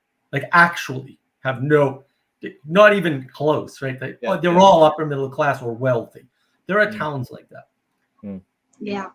My house on my 12 acres was less than $100,000. The house behind me, which is a subdivide from the original lot, that my house was originally like 40 acres. They own the whole thing. So that the house behind me, which is 6 acres, I think it's 5,200 square feet, and he's got 2 other buildings on it. It's a beautiful lot. It's only 6 acres. It's like $400,000. Okay, the guy next to the house next to his, the lot next to his is 3.5, maybe 4 acres. $60,000 with a double wide on it. The house in front of that, so next to me, I don't know, maybe 110, maybe. This is down in South Carolina. Huh? This is down in South Carolina. Yeah, in South Carolina. Yeah, and then further up the street, there's a guy who's got a little house, a little garage, and then a big garage, bigger than its house, which is just, it's weird, right? Like your garage has more square footage than your house. Yes, it does. Yeah, Yes, you're it talking does. about my neighbors. Priorities. Right, but that's a very varied neighborhood. And I mean, there's people up. I know there's people that live within walking distance of my house that don't own cars, probably because they can't afford to. I know this for a fact. Like, yes. right, and they're living right next to people who have plenty. Yes. I mean, and that's normal down here, and it is not normal where I'm from. Let me tell you. They would be terrified. And it's not like up in New England, there aren't streets where there's the poor street and the wealthy street. They don't mix, right? So like they don't know each other. They don't talk to each other. Down here, everybody talks to everybody else, and they all go to roughly the same churches and stuff like that. So there's a lot of intermixing of socioeconomic class down here compared to up north. I would argue not enough, because can it ever be enough? But at least there's way more. And along with that, do people talk about money in South Carolina? I've never heard anybody talk about money much. No, I mean, every once in a while. They don't flaunt it either? No. Well, New England's actually better for that. So if you meet somebody really wealthy from like like down in New England, there's the Mayflower crew. There's people who trace their lineage directly from the Mayflower. Of course, there's two types of people came over in the Mayflower: the indentured servants and the ones who had them, right? Who could afford to have indentured servants. Pretty sure I technically can do that if I try. Yeah, well, but there's a lot of people who, like State Street Bank, they're all Mayflower descendants. There's a lot of people who care. Right, but like there's a lot of European generational money, which is unusual in the U.S. It's basically the difference between Boston and New York, right? Is the new generational money came out of New York. All the original generational money, at least in the North, came out of Boston. But if you met those people, you wouldn't know them. They dress like normal people, and you would have and like they might have a set of skis, but it'd be very old. But it'd be very well taken care of, So they don't flaunt their wealth up north at all for the most part. I mean, probably changed now, but no, I went to school with someone like that. Yeah, I went to high school with a girl from one of those families. Yeah, and you're actually, and I had no idea until my mom told me. Well, and you're less likely to. They like owned the Red Sox or something. Yeah, down here they're more likely to flaunt the fact that no, Pappy owned a plantation, sort of a thing, for real. Like that's a real thing, or I own horses or something, right? So, but they're not. Most of them are not snooty about it either, right? So yeah, there's differences in how it's handled, but most of the wealthy people I know who have money, especially the ones that made it themselves, they're very generous, and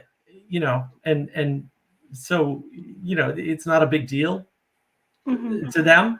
But yeah, it's the middle class that tends to be like they and this is sort of like they don't want evil in the world, and they equate poverty with evil for some reason, and that's the same thing, right? They're trying to expunge that from their lives so that they don't see it within themselves. Yeah, that's the whole disgust thing, right? Right. Yeah. You make me want to put a clothesline up, Philip. I miss my clothesline right now. It's not enough daylight hours to make it worth it. Yeah. By the time I get home from work, it's already dark and they're damp. Yeah. I love having a clothesline. Oh man, when mid-February when the sun comes back, like, yes. So move down here. We get sun all the time. It's not a problem. I like seasons, and I don't know. No, we have 3 seasons. It's fantastic. We just the one bad season only ever lasts like a week or two. It's fantastic. You don't have summer? We have summer. With too much summer. See, that's the bad season. What's wrong? I don't like summer. I don't like heat. Melt like a popsicle. Yeah, I can't do anything. I can't function. It's too hot. Happens to people, Mark. You just have to accept that. I prefer can't. the winter. I prefer the cold. I can't consider living in a world with such creatures. Sorry. Mark has found evil. It's no, I'm denying it. It's denying it totally. What do you mean found it? Oh goodness. No, because once it's winter, I can work on the blanket I've been working on for 3 years. It's too heavy to work on during the summer because I'm almost done now. So I have like a full blanket on my lap. Oh, cool. That's great. Yeah. That's Nice. I pulled it back out again. I don't know if you can see the pattern. We'll make you big. We'll make you Yeah. big. Oh, nope, Okay. that's not it. Not that way. You got to put her there in the we go. corner first. There we go. Yeah, There we go. Yeah. Oh yeah. Yeah. that's a it's good normal looking pattern. blanket right there. I started it with the goal of finishing it by the time I got married. Oops. Okay. You know, actually, could be worse. I'm a couple of years late on that one, but that's okay. I'm almost done. Yeah, you could have finished the blanket and been lonely. So, Well, I started it after I was engaged. no. Oh, I see. You just had high expectations. I just had high expectations. It was 2020. I was like, I can get so much work done on this, and then I didn't. It's like I always say, Emma. Aim high, fall far. That's all right. I made my mom a Christmas present instead. I took like 3 months to do that, and Nice. that was a good chunk of knitting time that would have otherwise gone to the blanket.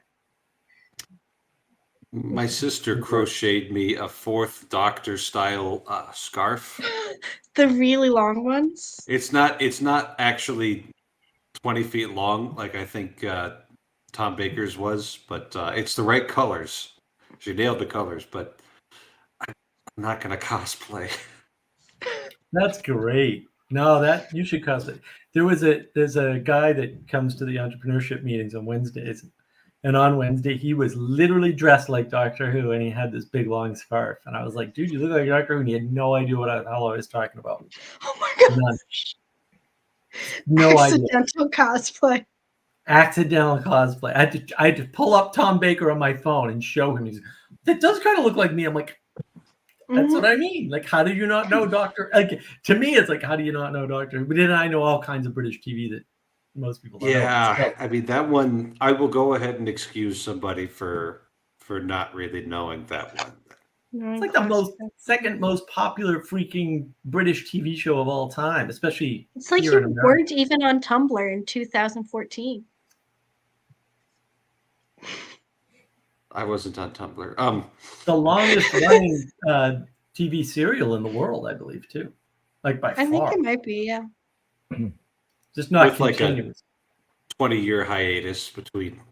Right. I don't know. No, it was only about 10 years. Yeah, I think it was only 10. 94, like 94 to 2005. Yeah, Anyway. it wasn't that long. But it was long enough. I hear it's hot, flaming garbage nowadays. So It is. Yeah, I've heard something It's been along those lines as well. infected. Yeah, everything's been infected by the same evil. And then there's this dust up with Elon and Disney now, and people are on Twitter are like confused. And I'm like, this isn't confusing. What Elon says is technically correct. And I don't know why. This is hard for you to understand. He's not lying. Are people surprised that Elon picked a fight with Disney?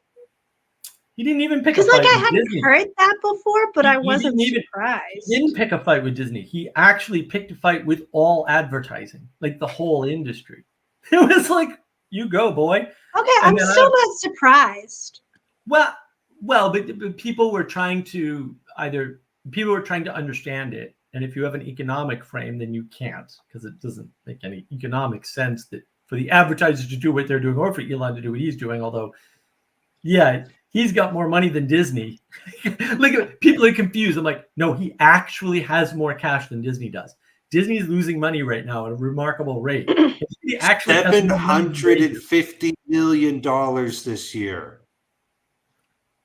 But that's what they lost in cash? That's what they lost. Oh, there's no way it's that small. There's no way. Maybe they're reporting they lost 150 in the movie division, but there's no way. Sorry. I thought I said 750. You did say 750. So 750? There's no way it's that low. They might have lost 750 just on movies.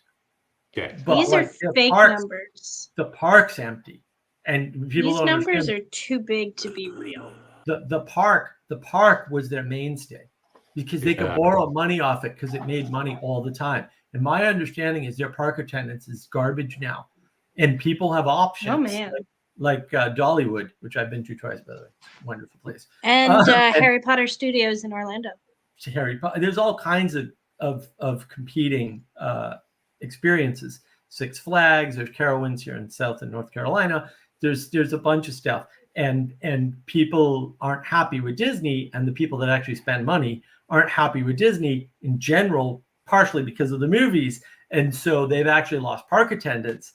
And then they had a fight with Florida, and now their park costs them more to exist. And some people were like, "Oh, they're going to move to Georgia," and I'm like, "Do you have any idea how much money it would cost them to move?" Yeah, they've got a ton of sunk costs in Florida. They've been building that for years. Right. Oh, that's right. And everybody's mad at Florida too. I forgot. Well, they pissed off Florida. Florida took away their tax exemptions. So now that park is costing them way more money than it ever did before, and their attendance is down. So I'm sure Disney's losing a lot more money than you realize. And I'm sure their numbers are going to get adjusted at some point. Someone's going to realize how much money they've been losing. But yeah, especially with Marvel 3 being what did it make, $250 million at the box office, and they shut it down, and it cost them way more than that just to make it. That's not the total cost of the film. Because people you have always to put in marketing. Right. It's the marketing dollars. There's other hidden costs they don't talk about because everyone's inflating numbers on everything. But yeah, people have these and that's the thing. Like you think you can understand Elon Musk's rationale behind attacking all the advertisers that supposedly support Twitter? Do you think you can understand Disney's rationale on ditching out of Twitter and demonizing Elon Musk? It doesn't make any sense economically for them to do that because they would not win that fight. Like I don't even understand why this is an issue. Disney doesn't have a chance of winning that fight in an economic forum. They'll get destroyed. So why do you have this question about it? It's strange. So when you say Disney, who are you talking about when you say Disney? Like, what do you like? Is it the head of the company? Is it the history of Disney? Like, what is Disney?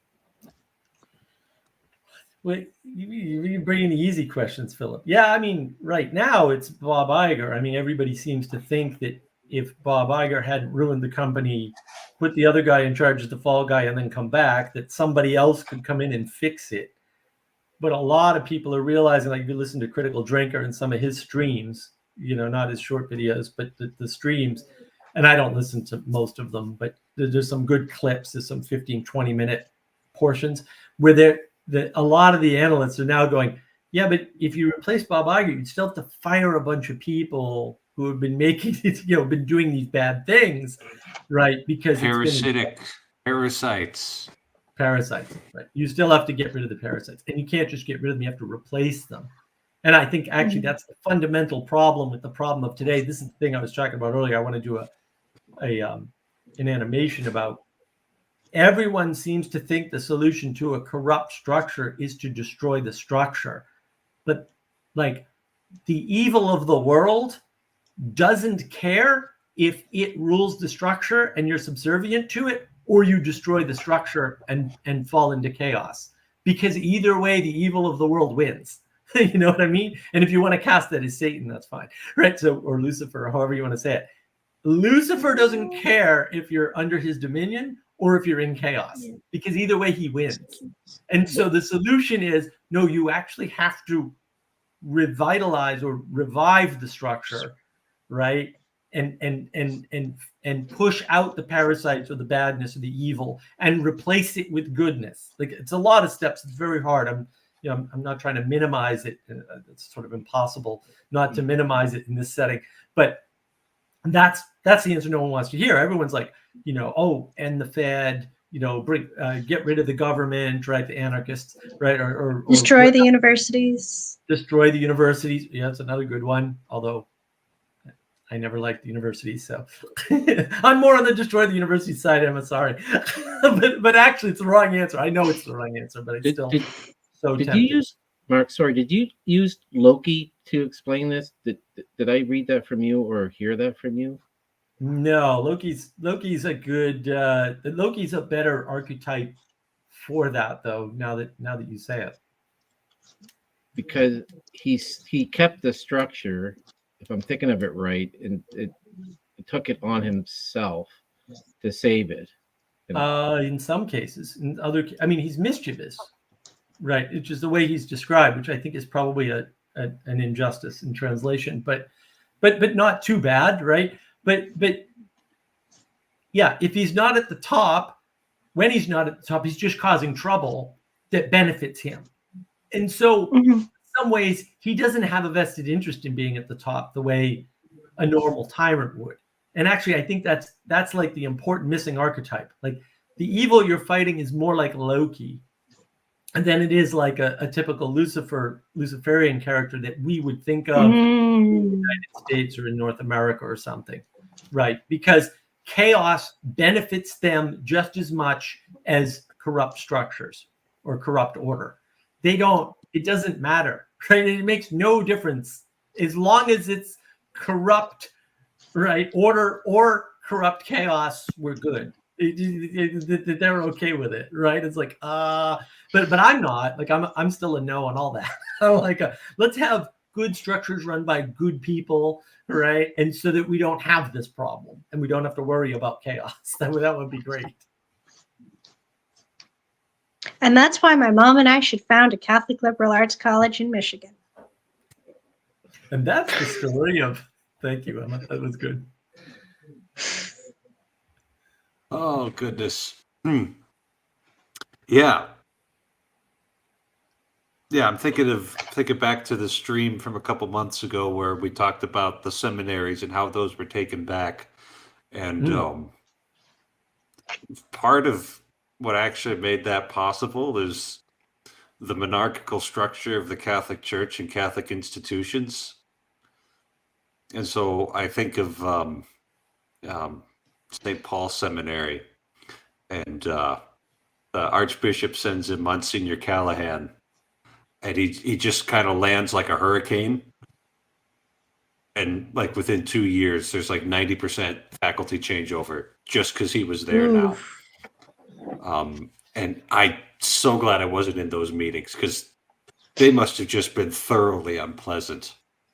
But that's the guy that they needed. And St. Paul Seminary is a much, much smaller, much easier to grasp institution than Disney.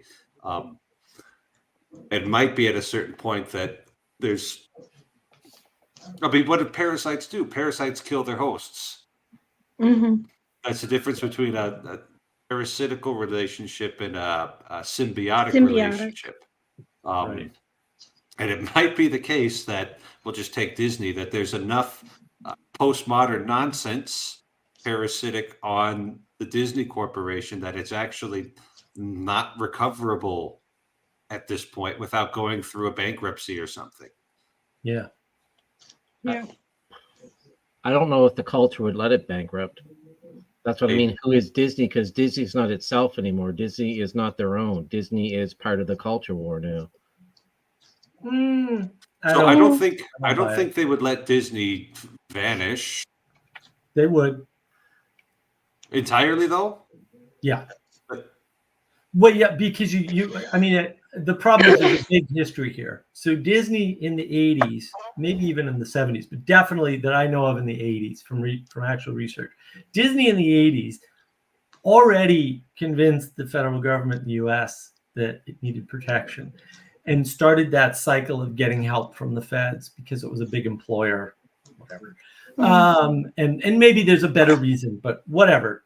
From an economic perspective, that's what it looks like. And that's actually what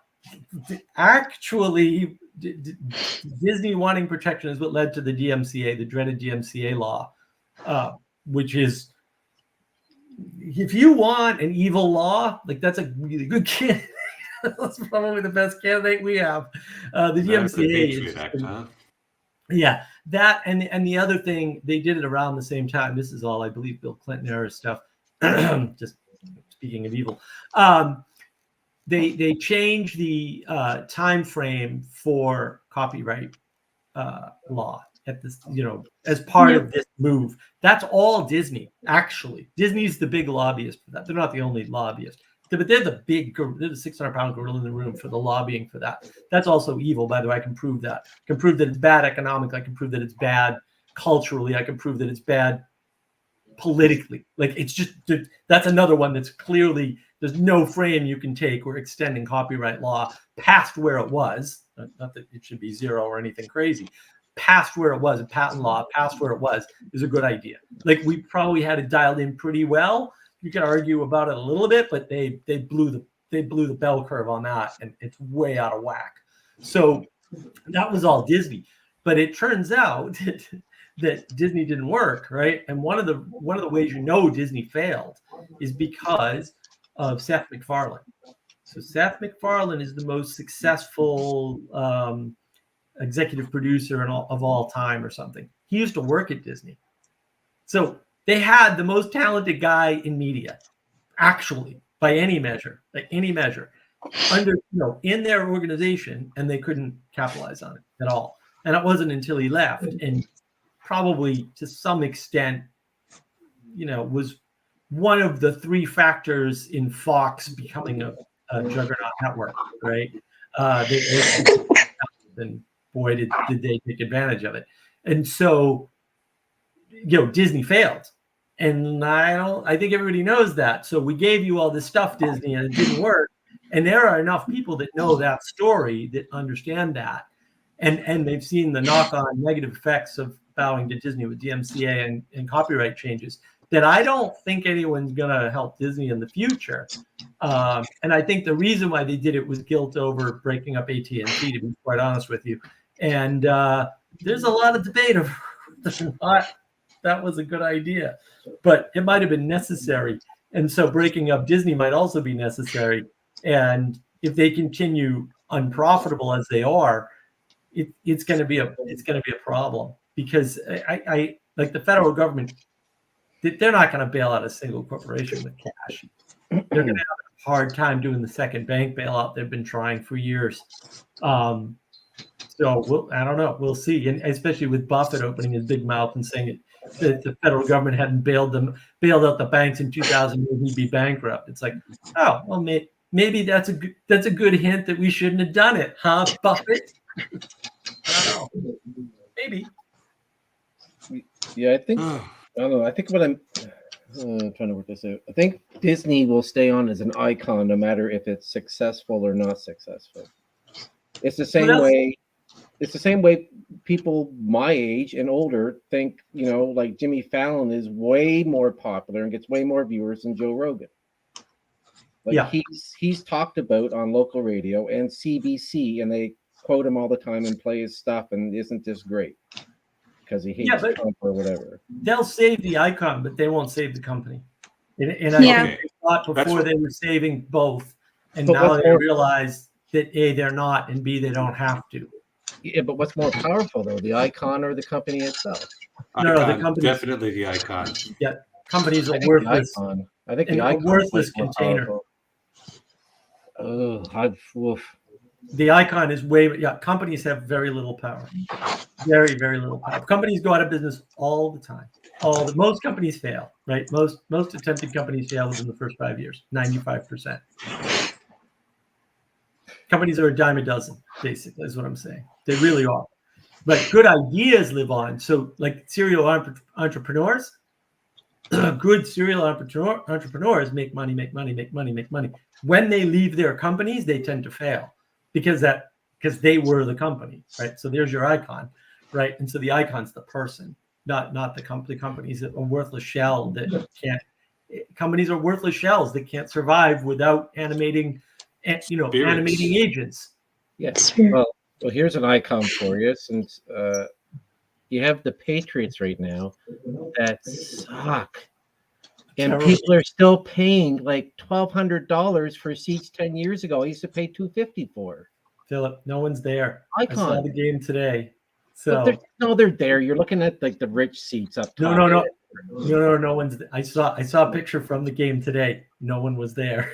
And from the first quarter, because they're all drinking. You know, if you've ever been to a New England game, they're in the concourses drinking. No one showed up. Believe me, I know somebody who's season tickets. Really? No one showed up. Wow. She was here. People will keep their season tickets so that they have them later. Well, and so they'll spend the money to not go. Well, they sell them on the secondary market, and that's the only way I can get tickets, and they're just absolutely ridiculous. For some games, for other games, they lose money selling them, but they'd rather sell them and somebody else enjoy them. But like no one was there. A lot, but also people who have season tickets, they aren't poor. So if they don't go to a game, they've already spent the money. They actually don't care because to them, they're just saving either $20 for parking, $10 in gas, maybe more in Massachusetts. $20 for parking. When's the last time you were there? No. Yeah, I mean, well, if you want in stadium parking, it's more. But if you want close to stadium parking, it's only $20. Like I said, I know somebody. I know somebody's season tickets. She was up there this year. So they don't care. To them, they're not losing any more money by not going to the game. Yeah.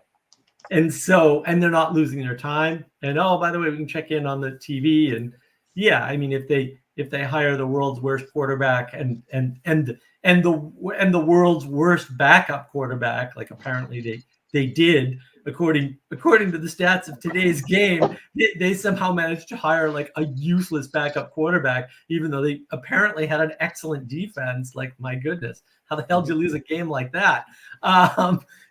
Then no one's going to show up. And I mean, those people are wealthy, so they just won't show up. And it was a lot of the sections of season ticket holders were empty today. So it happens. Well, people don't really show up anyway. They're just so drunk they don't even know what's going on. Sometimes. So annoying. Well, that's the problem with those types of sports is that, so you come down south, the national teams they get no attendance. So the Patriots Stadium is like, what, 62,000 people, I think? Okay. Yeah, it lowered since they put in it's 62. I think it's 62 or 64,000. Okay. It used to be 68 and went way down. In Columbia, South Carolina, where I live, they have, a college team. It's William Bryce Stadium. Okay. The team in Columbia at University of South Carolina doesn't ever win. I'm sorry. They don't win. It's terrible. They're awful, right? And college football is big in the South because it's so big that, like I said, the national teams are hardly attended. That stadium seats 85,000 people. It's not the largest stadium for college football down here by any means, not in the South. And so it's like, you look at some of the numbers. Like, I was watching games on Thanksgiving with my uncle, and I was like looking up the stadium sizes, and I'm like, what? There are stadiums seat twice as many as the Gillette Stadium or whatever they're calling it. How much is the Big House? Is the Big House twice as much? U of M? I think it's 110. Yeah, they're probably close. Yeah, they're a lot of them are 100 plus. A couple of them are 124, and I was like, well, that's like twice the size of the Boston Gillette team. Yeah. It's insane. I like the Boston. Sorry. Was I going to say I like the Boston College size, like the Boston College Eagles football team? That's a good stadium right there. Yeah. Size. Well, and they've got a cool feature there too, because, and my uncle told me this. I learned this over Thanksgiving, in fact.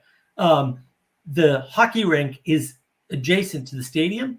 Yep. And then when they do video for the games, they just literally turn around.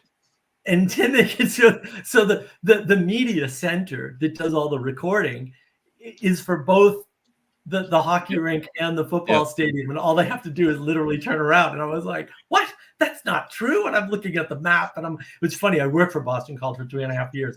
Wasn't near the stadium, but I was like, I didn't know that. That's kind of a cool design. But they designed all that. That's the crazy Jesuit stuff. Yeah, oh man, the best hockey game I ever saw in my life, just from the fans, was at Boston College. Oh man, they're awesome. It's good. Anyway, Hockey's a good game, eh? not as good as football, American football, but yeah, it's all right. I don't know. I'd rather watch hockey. Well, now with the Patriots destroyed, all football is banal to me. They had something going for years there where they were just playing weird football that was really interesting. And now, yeah, I'd rather go to a hockey game. Thank you very much. If you're going to spend the money, yeah. Well, because even not because my friend had tickets to the hockey team up in Manchester, New Hampshire, which is obviously not a big national team, right? We're down a grade, but those games were great because you can get box seats for short money and really enjoy the quality of the experience. I can't quantify it for you, of course, but yeah, a good hockey game, even at the lower levels of play, is actually a lot more fun. Yeah, that's good stuff. Now we have video games. Well, and that's the thing. Like, we can participate in video games and learn the video game in this way, and that's actually worse for us. It's better if we're kind of subservient to watching the game or going to the game and watching other people play, because then we get a sense of how much better people are at stuff than we are. Like, I could not play hockey, you know. I don't know, man. Have you watched speedrunners? I couldn't do that. Yeah. Well, but you can play the video game and be reasonably good at it. Whereas, again, like, you know, I'm never going to be reasonably good hockey player. I can be an adequate street hockey player because I'm fast. But that's about it. I can play Risk really well, though. Like, I win the computer Risk all the time. I've been doing that for 2.5 weeks now. I've been playing Risk on my phone. And I've just been trouncing the damn computer. I think I've lost 2 games out of, I don't know, like 70, something like that. Yeah, 70 or so. Yeah, I lost a couple. It's very sad. You need to program a AI that can actually give you a challenge. The moves they make are really dumb. I was like, yeah, I could probably outprogram this AI pretty easily. There's a formula to be had there, but you know, and this is sort of like, should you engage in learning postmodernism, right? Should you even engage in something like that? And I think that's kind of based on, there's a game out there that I can play, and I can have a video on this, but you shouldn't play every game. Like, you shouldn't play every video game. Even you shouldn't play every musical instrument. You should, and maybe somebody should, fair, but you're not that person, probably, right? And you need to have the humility to recognize, oh, maybe I'm not the person that can do anything, right? Maybe I'm not the person that can know all the musical instruments or understand postmodernism or even Karl Marx. If you read Karl Marx and you made sense of him, I've got news for you. It's okay. That didn't happen. That doesn't make any sense. And so, when the guy wrote a book, it must make sense, because why else would you write a book? Well, that's a bad assumption. I think it's more, why else would someone else publish the book? And the answer is, there's a lot of reasons, actually. Why would all of these academics talk about this book as if it were important if it wasn't important, Mark? Right. Well, it is important, but they'll admit they don't understand it. Well, and that's the worst part, right? It's important, but we don't understand. If you didn't understand it, it actually probably isn't important, or at least. And the mistake is in assuming, Emma, I think, to your point. Well, obviously, I know why a publisher would publish a book, because it's good enough to be published. So obviously, it's good enough to be read. And even if you reduce that down and you say, well, there's an economic incentive. People wouldn't read the book if it weren't good. And it's like, oh, people don't read good books all the time and read garbage books all the time. Like, I don't even, like, that's just wrong. But everybody makes that assumption. I've heard people make that statement many, many times. And I'm like, do you think the world is perfect and publishers are perfect and they know what they're doing? Because most people are incompetent. Yeah. I don't know if I'm quite as pessimistic as you about the state of the world, but. Well, but we assume we know. Like, we assume we understand things that we, like, you don't understand how the publishing industry works. I'm sorry. Especially now. No, I don't. The publishing industry has changed so much in the past 10 years because of Amazon.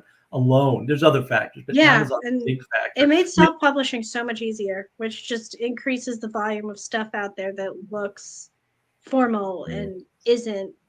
Well, and I don't know if you know this, but one guy, and I don't remember who it was. I used to follow this guy too, but he started a service where basically you give them your book idea and they write your book for you, and you're the author. And it's like, wait, what? So it's not even ghostwriting. Ghostwriter, not it's even. Not yeah. even ghostwriting, because it's not a single person. They're using a formula. I think it was 20 grand when I looked, because I was like, oh, wait a minute, for 20 grand I get somebody else to write my book? Oh, and then I realized there's a billion vanity books out projects now, and no one would even find my. Yeah. So, Emma, I think a positive spin on what Mark said about most people are incompetent. I think a lot of people don't know what they're competent at, and they're discouraged from knowing what they're competent at, and they're discouraged from having a job they can take pride in if that job is looked down upon by society. That is true. Yeah. Well, and also the other positive spin is, well, and it's a tough pill to swallow, but despite our incompetence, things are working. There's a mystery there that we can be grateful for. Like, why are things working so well? If, like, when I look at, man, there are a company, like I worked at Polaroid for years and on and off. And every day I'd go in there, and sometimes within the same day, I'd be like, how does this company not have like $10 billion? And then the next hour, I'd be like, how is this company making any money at all? Because depending upon where you were in the company, because I was doing IT, so I got to see pretty much all the parts of the company. Like, some of the divisions of that company were just doing the dumbest things, wasting so much, vast amounts of money. And some of the divisions were just doing the easiest thing in the world, and they were just printing dollars. And it was just one of these things. And like, I'm just fascinated on it all the time. Like, I don't understand how they don't have a lot more money. I don't understand how they're not bankrupt. It really, it never fit in my head. It never fit in my head. And the funny part was, the smartest people weren't necessarily the ones in the money-making divisions. I mean, the money-making division for Polaroid would be the place that made the most film that was selling, right? No, so the way the company was built was they had 2 profitable divisions. Well, maybe 3, depending on how you counted it. No, they had 3 profitable divisions. Film, battery, because those 2 went together, although they had amazing battery technology. I don't remember what the third one was. But like, they made cameras and never made any money in the camera division. I mean, they might have in the 70s, but like from the 80s on, I think somebody told me the camera division never made any money. Because it was a loss leader to sell films, so they didn't have to make any money. And I can tell you, the smart people, by the time I was there, were not in the camera division. It's like, and in fact, one of the people I know well who worked there, she went into one of the imaging divisions, because there was an imaging section. Cameras and imaging were separate, whatever. They made most of their it was ID systems, right? It was identification systems. That was profitable.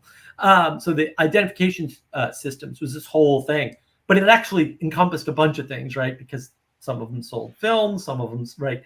Because it was a bigger, broader product line. They couldn't do proper pictures in Africa and Asia because of the way light worked on the camera systems.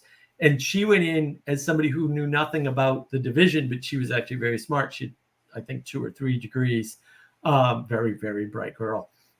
Also gorgeous, stunningly gorgeous. She should have been a model. She's just, this engineering stuff was a waste. She went in and like asked a very simple question, and they were like, no, that won't work. You can't fix it's a tone problem with a differentiating tone when you're not bouncing light off of I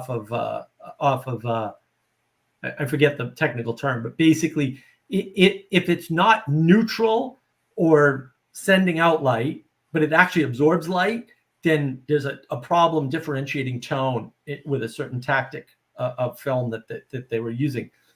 including the digital stuff. But she didn't know any better, so she started doing these experiments based on a hunch after everybody told her it wouldn't work, and it actually worked. They adopted that, and it was none of the smart people that were working on it.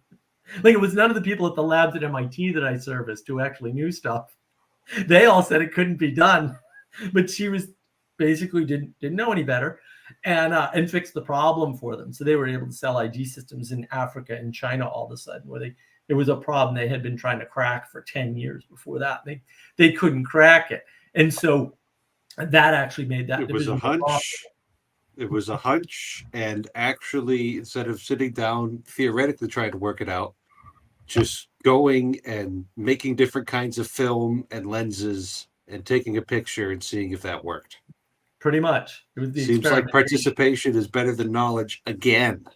Well, and I know you probably pumpkin time for you, but just before we go, the thing that I learned at Polaroid from the manager that I was a brilliant manager and a generally smart guy, very humble too.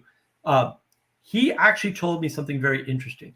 He said, we at Polaroid regularly rewrite physics, especially at the battery division, because they had amazing battery technology.